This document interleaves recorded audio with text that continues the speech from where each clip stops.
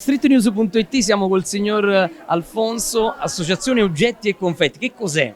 È un'innovazione nuova, un concetto un poco diverso. Siamo 10 negozi ripartiti per tutte le zone della Campania. Tutti quanti noi teniamo solo un solo scopo: diamo la nostra professionalità, in quanto siamo tutti negozi oltre trentennali e diamo la qualità dei prodotti. Parecchi sono campani, perché noi ci teniamo pure a questo, dare lavoro alla nostra, alla nostra terra. Grazie. E allora noi vi ringraziamo. Noi ringraziamo e come possiamo voi. fare per metterci in contatto con Allora, voi? ci sta una pagina su Facebook Oggetti e Confetti, e poi in effetti siamo 10 di noi, in effetti, che stanno tutti i siti di tutti quanti. Dove noi. poi vi Non possono trovare sì, singolarmente, contattare. per Vi i vari- possiamo offrire un buon confetto?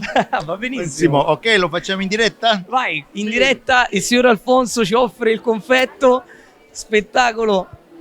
Grazie, ne prendo uno, lo assaggio Però e io vi glielo dirò. voglio offrire pure al camera. Al camera, diciamo. Oggetti E confetti. Io Street sono News. Street News, sono Alfonso dell'azienda Acquamare Bomboniere.